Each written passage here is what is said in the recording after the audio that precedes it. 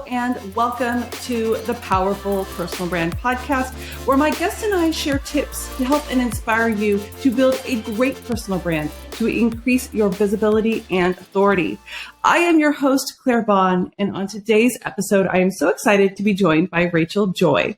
Rachel is a board-certified trainer and master practitioner in NLP, EFT, and T.I.M.E Techniques, critical hypnotherapy, and life success coaching. While she focuses on online marketing and business strategy, she stresses the importance of the mind-body connection, and that being the foundation for anything you want to create in life. Rachel has been featured in such media outlets as the CW Network, Thrive Global, and Top Podcast, Earn Your Happy. So Rachel, thank you so much for being here. It's great to have you here today. Thank you. I'm so happy to be here. So many skill sets kind of jam-packed into one. Tell me, I don't know what a lot of those are. So please tell me, T.I.M.E Techniques, what are we talking about here? And why do you how did you come up with this to put it all together with marketing and blend them all together? Help me. Tell me more.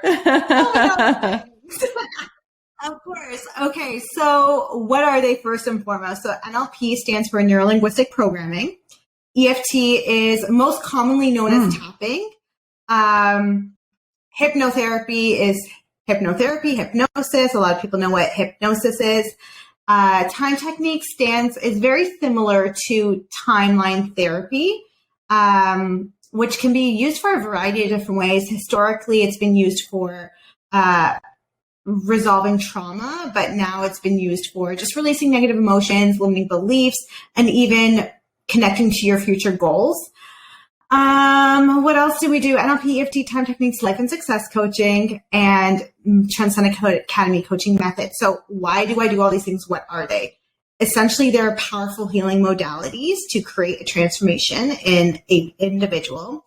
But the reason why they're so powerful is that they work on a subconscious level, where we have our conscious mind and our subconscious mind. Our subconscious is responsible for 99% of all thoughts, feelings, and behaviors.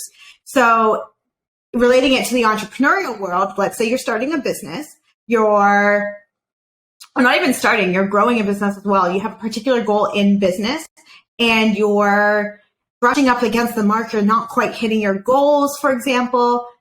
It's not because you're not good enough. It's not because you don't have the right strategy. It's because of the beliefs that you have associated to money, success, running a business, related to yourself. Okay, so Rachel, now I'm kind of thinking that I have another question for you. And basically, when you are coaching somebody and you are trying to figure out how to work with them, and you have your business strategy coaching, and then you also have all of these other things, like where do you start to figure out what is causing the problems in someone's business? Right.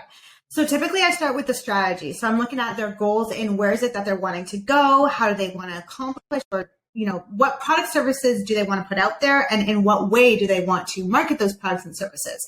And typically what you'll notice is when they're talking about what they desire, there's going to be some limiting beliefs associated to that goal. Like, oh, well, I want to create this program, but I don't believe that I can do it in XYZ. It has to be ABC, for example.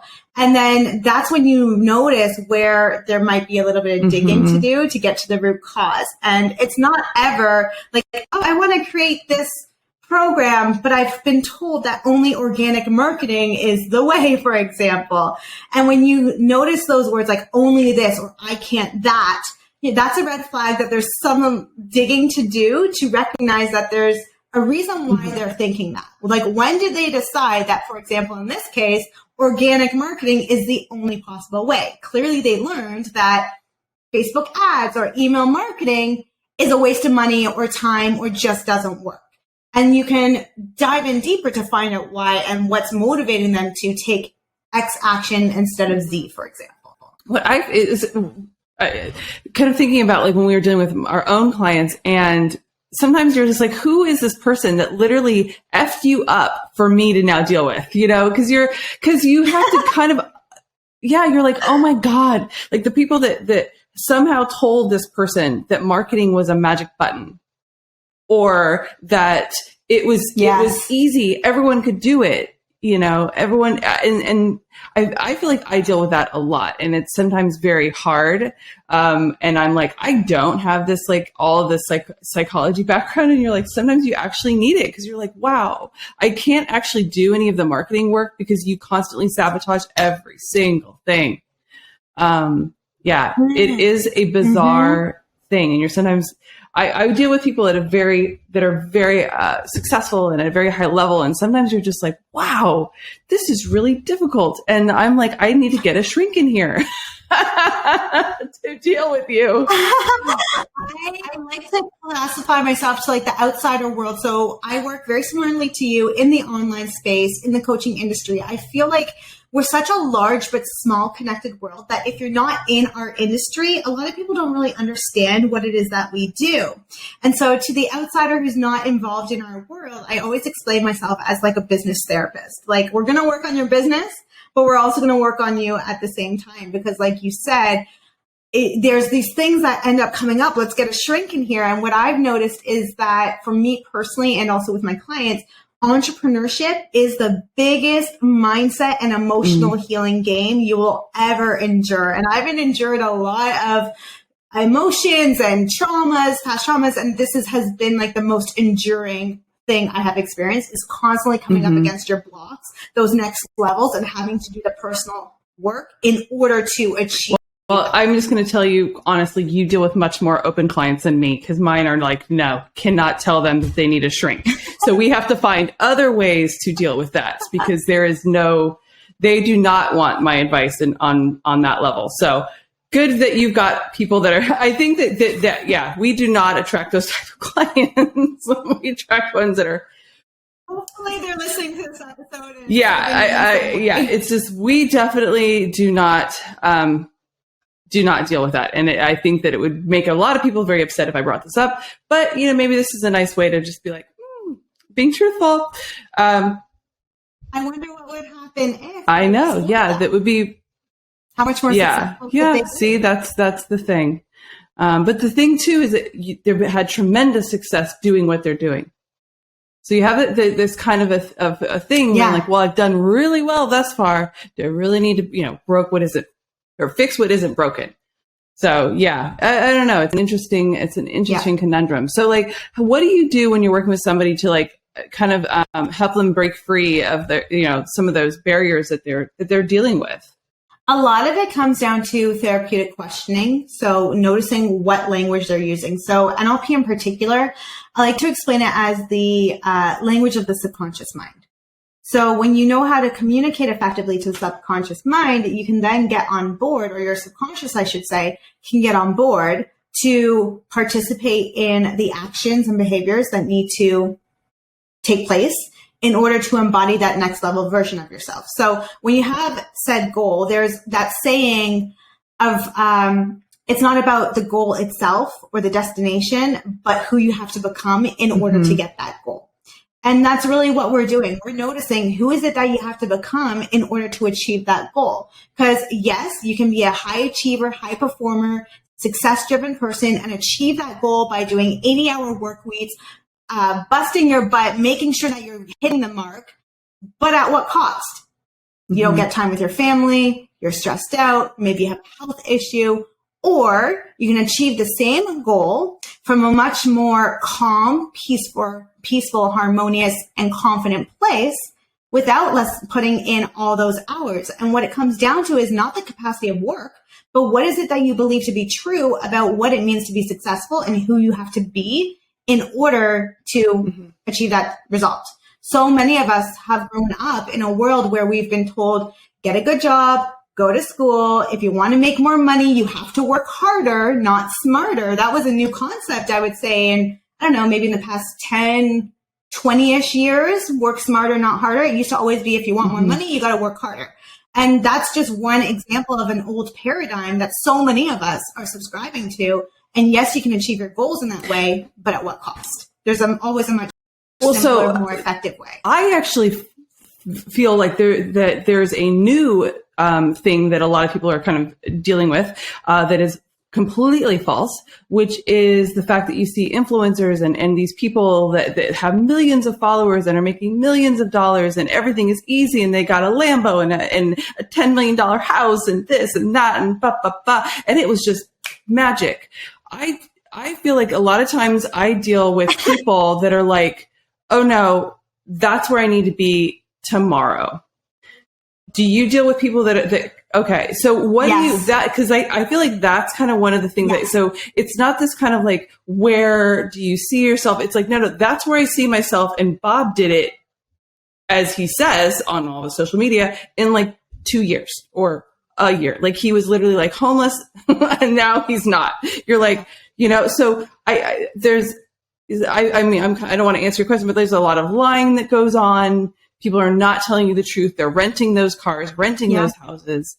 So like, how do you kind of just say, okay, I know that you believe this to be true, but this is actually not reality? Because sometimes I don't think they believe you. Because there's a lot of people out there. Yeah. That's a great question. That's a great question. And I agree with you. It's not an overnight success. I do believe that some people are authentic and real and it can happen quickly for some, but that's not the result for most people. I do believe that success in business is a long game and you have to be willing to play the long game. So in that, people are starting businesses with a possible idea of what it should look like. Highlight word should. We should never should on ourselves, right? And then they find out what it's really like. And because of that, they end up setting themselves up for failure because they're like, oh my God, I'm not attaining this goal. This is not happening. I must not be good enough. Maybe I should just quit while I'm ahead. And that's where building emotional intelligence and resilience comes in, because you and I both know that it is a long game. Even the people who had that overnight success, chances are they had either tangible or intangible resources, maybe even a prior existing business or a community or a network of some sort that supported them and getting them there. So I like to reveal the truth first. Yes, it can happen quickly. It's not going to happen for most. But then for me personally, this was something that I experienced when I first started my business as well. And I noticed that every time I was striving for that quick success, I would hit the income goal and then I would plummet. And I wasn't understanding why that was happening. And what was happening was I was achieving my goals from a place of misalignment. I was selling things to sell things to hit the goal rather than what was my soul and my innate purpose here to do on earth. What is my unique soul message that I'm here to serve and create an impact with? And so one thing that I started questioning with myself, and it's so easy to get caught up in that I ask myself this frequently still, is what's the rush?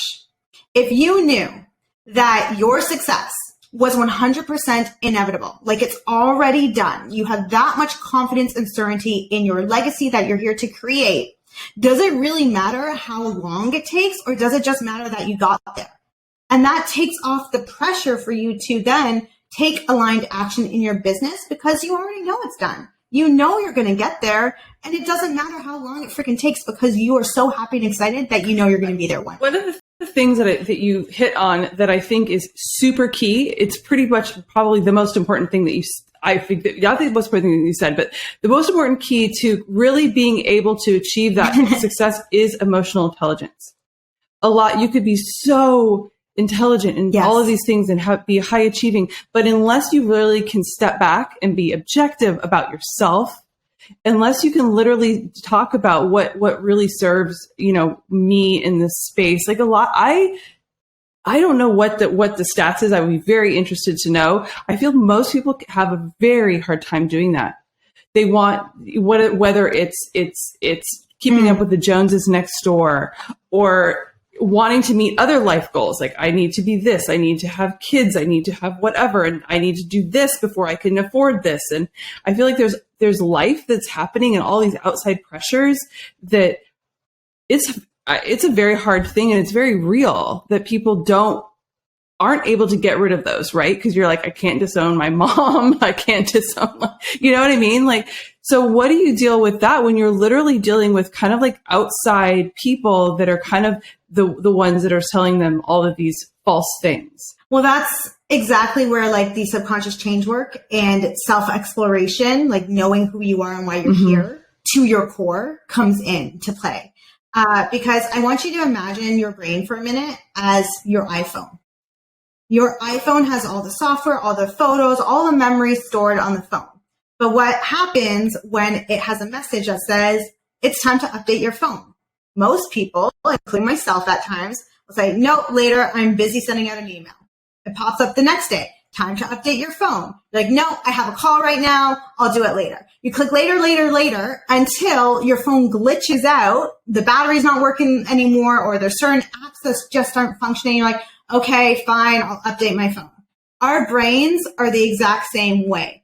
We are operating on old, outdated programs that are not serving us. Like you said, programs and beliefs from our parents, from our school teachers, from society, from cultural programming, depending what part of the world you're from. And unless we take a minute to pause and update our software, meaning we're assessing what is really true to us and what is actually serving or not serving us, then you're going to have a lagged phone. You're going to have a lagged brain that is not supporting you fully in getting to where you want to be. What do you do when you're dealing with a client that's really resistant?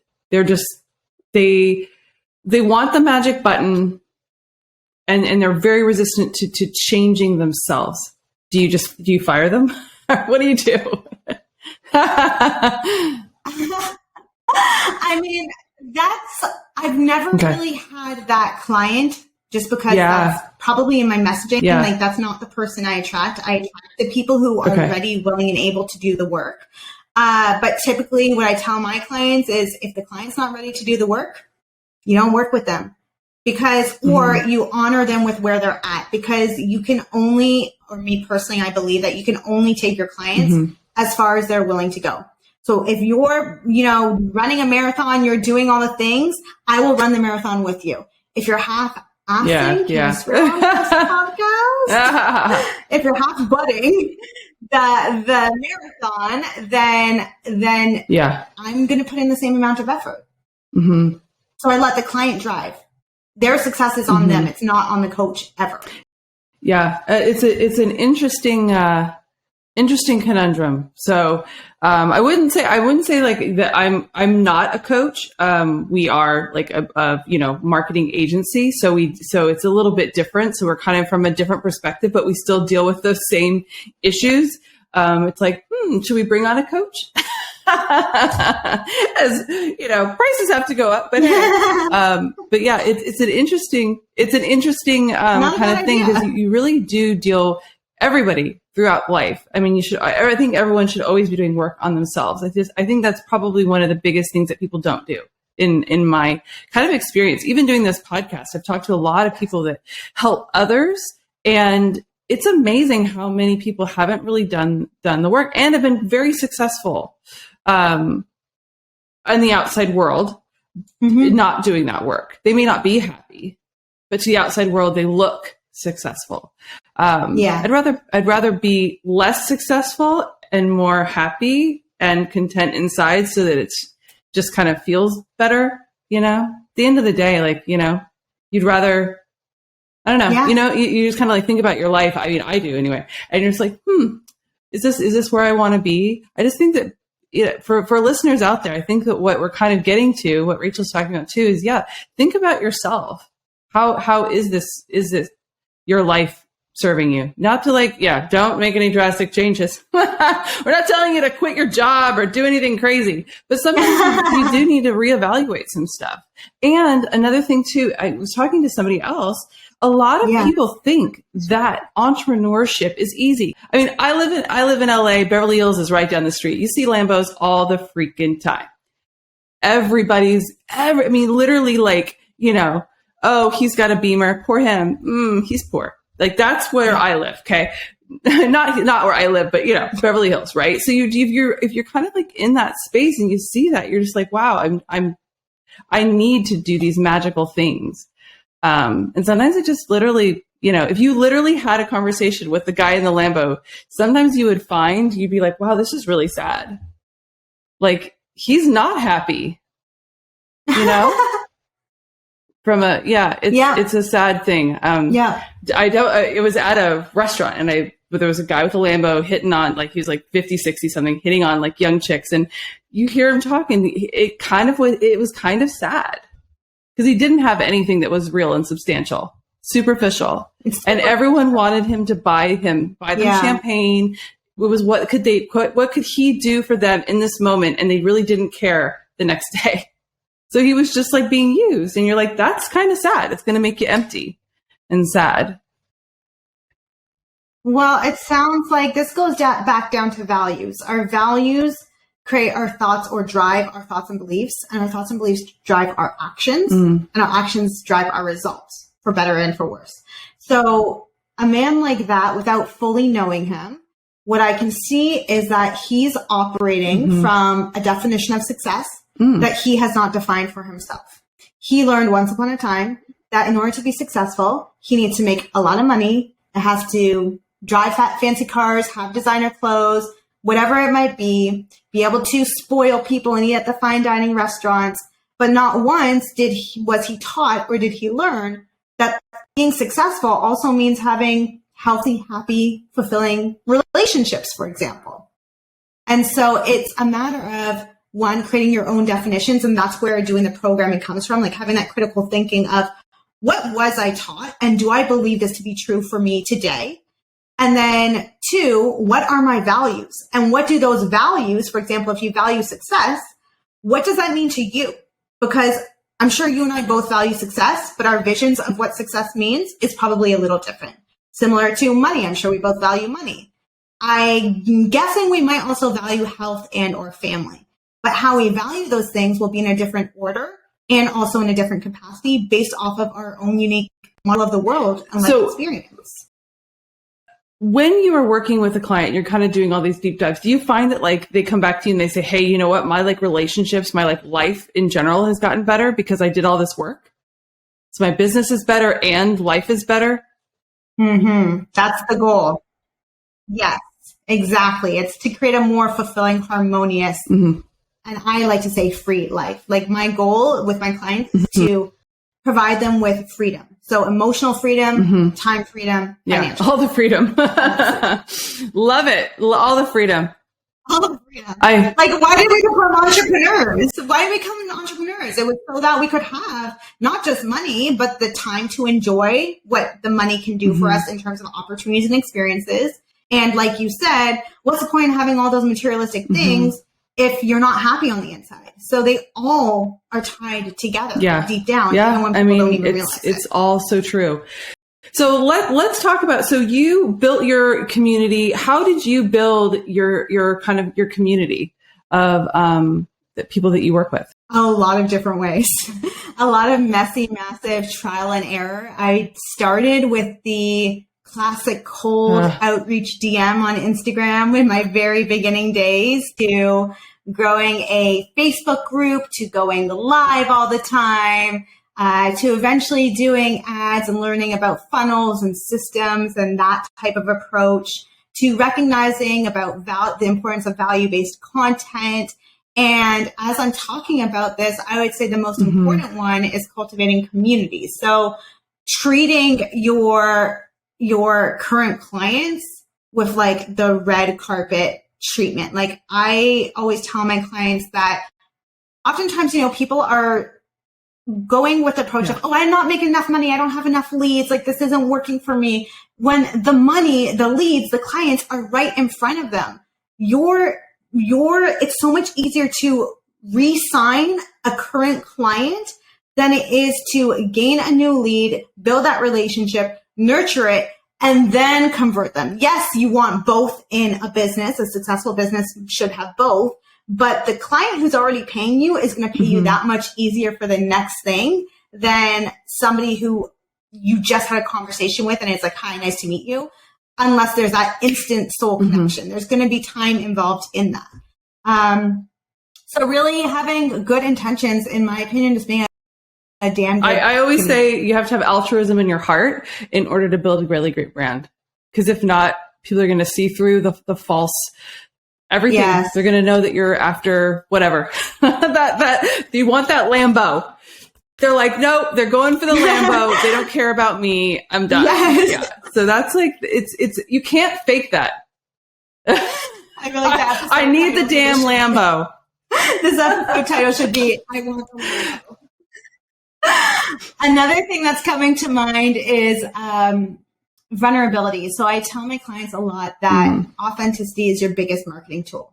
So particularly when you're building a personal brand, like my brand's kind of expanded beyond me where it's not just a personal brand anymore, but it started as a personal brand.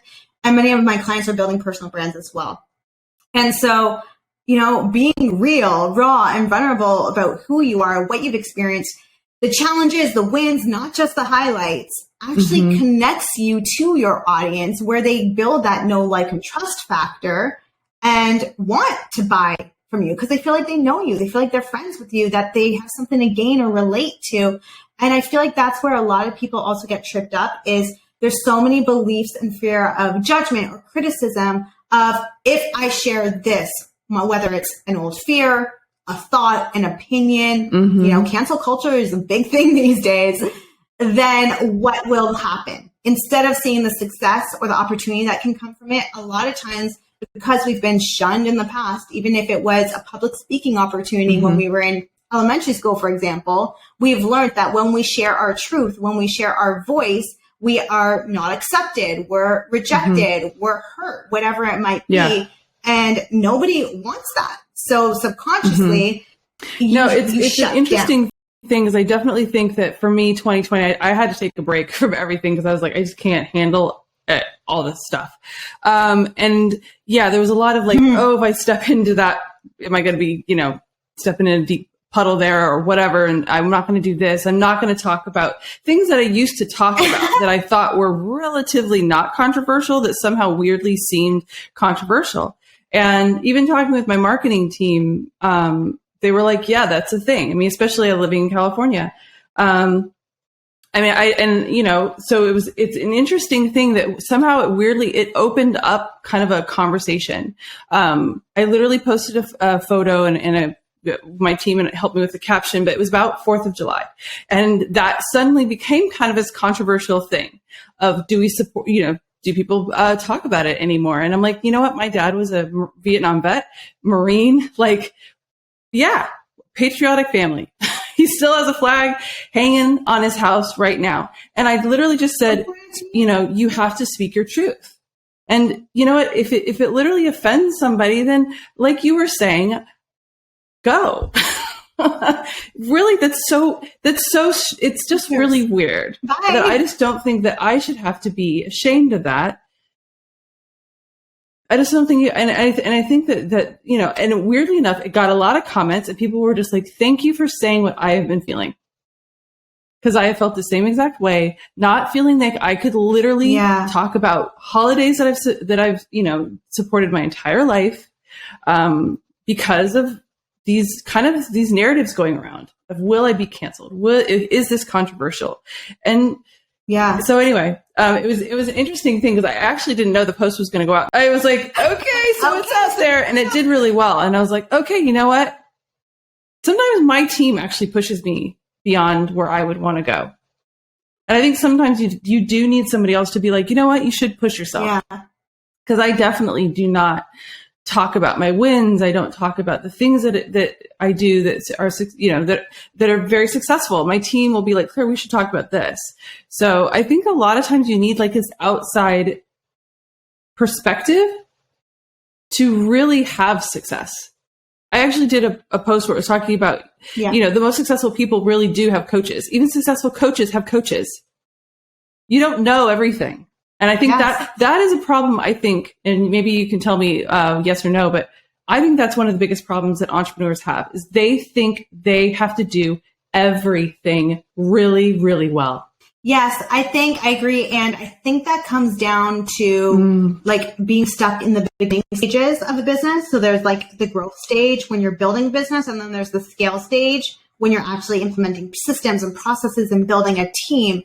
And I think so many people, again, comes down to beliefs and values, don't really know how to scale a team effectively. So they would rather do it all themselves, whether it's a belief that they can't rely on people or they value money, that if they are outsourcing this or implementing that software, then it's going to take money away from their bottom line that they could be bringing home. There's so many little nitty gritty details that don't seem like a big deal, but they're driving the show and they actually create a certain result. And I think a lot of people end up stuck in the solopreneur hat rather than CEO and founder. Because one of the things that I know really helped me, and I definitely did this starting in 2019. I got rid of people and social media accounts that I was following, people that weren't really serving kind of my goals. And maybe I could tell, this is kind of like a thing that has helped me, and maybe people listening can do the same thing. Get rid of those people that have the Lambos and are trying to make you, that are falsely telling you that it's easy and it's magic and you can do all of these things. Go and find people that are the ones that are saying, yeah, this is what this looks perfect, but show the backside, right? You want to see behind the curtain. You want to see the struggle, what you talked about, where you said, I had to learn I DM'd people on Instagram at the very beginning and I cringed but we learn. You have to learn. I cringe at myself. You have to fail. I do think that failure and something not working, that's the best way to learn from it. And no one just starts knowing, but maybe find people that you can follow that are kind of sharing some of their behind the scenes and their struggles and their reality, because then you'll know that it's not easy. And then you will feel like you can do it. If you see that other people have overcome things, I think that you will see that you can do it too.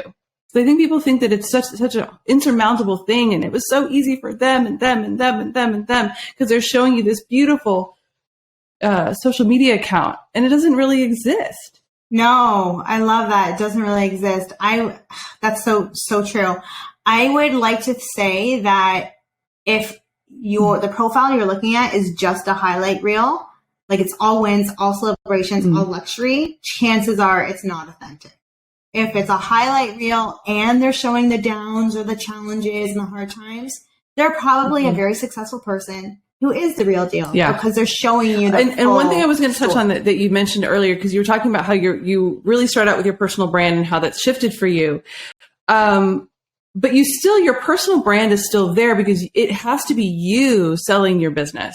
I think that's like one of the distinctions is, do you agree with that? Like you still have to be personal, because if you can't connect authentically with the other person, because they don't care about your business entity. They care about you. Do you feel that's true? Yes.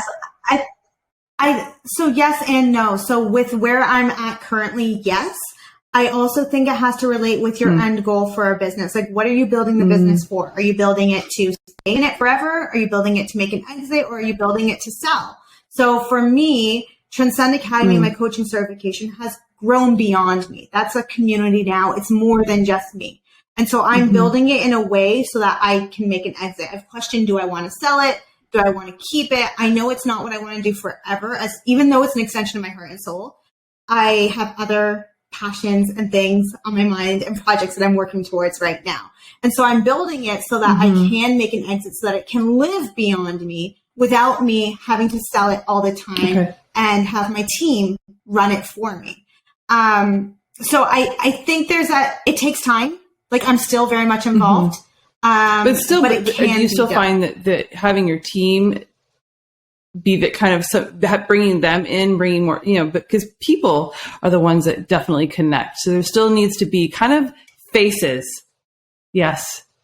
People. You said it. Yeah. So that human to human connection, it just cannot be duplicated. That's just one of the most important things. So yeah, the personal brand and being personable, all those things are always going to be key. All right. So Rachel, I would love to know your 3 tips to get rid of limiting beliefs. So first and foremost, update your iPhone. In other words, your brain. Identify what is it that you actually believe to be true about you, your relationship, success, the world at large, and are those really your beliefs or not? Is it true for you and is it serving you? You need a foundation to work off of. The next thing is subconscious reprogramming.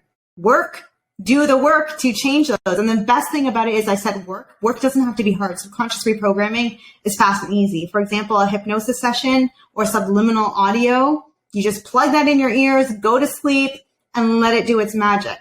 And then the other thing, let's see, one more that I can give you. Therapeutic questioning. I love having critical thinking and asking empowering questions. So this is one exercise that I give almost all of my clients. What is the belief that I believe that is causing a negative impact? So what is the limiting belief? Do I believe this belief to be 100% absolutely true in all circumstances? It's always no. If I were to continue to believe this belief, what are the consequences in my life? 1 year from now, 5 years, 10 years, like paint a nasty picture, because we will do more we'll get more leverage for pain than we will for pleasure. We're just wired that way. So you want to paint a nasty picture so that you can pull away from it. And then, am I ready, willing, and able to let this belief go now? You want to paint a nasty enough picture that you're like, hell yes, I'm out of here. Let's go somewhere new. And then from there, what is the new empowering belief that I choose to believe instead? You create that new belief, that new affirmation. And instead of doing affirmations, because affirmations often don't work, you're going to do a incantation, which utilizes all aspects of communication. So your words are 7% of communication, your physiology, your body language is 55%, and your tonality is 38% of communication. So instead of saying, I'm worthy, I'm worthy, I'm worthy, and not believing it, it's going to be, I am so worthy. Noticing the variance in your voice, using your hands in whatever way feels true to you. You're going to find that 10 of how you're saying it, and then you repeat it that way over and over again until your subconscious gets it, because your subconscious loves repetition. Awesome. I love those 3 tips. So thank you so much for being here. This was such a great conversation. I feel like we really kind of meandered through a lot of things, but the basic thing is that everyone needs to do probably a little bit of work on themselves. So anyway, so if someone wants to learn more about you, where can they do that? My favorite place to hang out is on Instagram. So you can reach me at the Rachel Joy #1. Same username across all platforms, same as TikTok. I'm very small, but I'm just starting TikTok as well. And my website is www.theracheljoy.com. My favorite place, like Instagram, just send me a DM. And thank you for listening and watching. Thank you. Have a great day. I will see you in the next episode. Bye.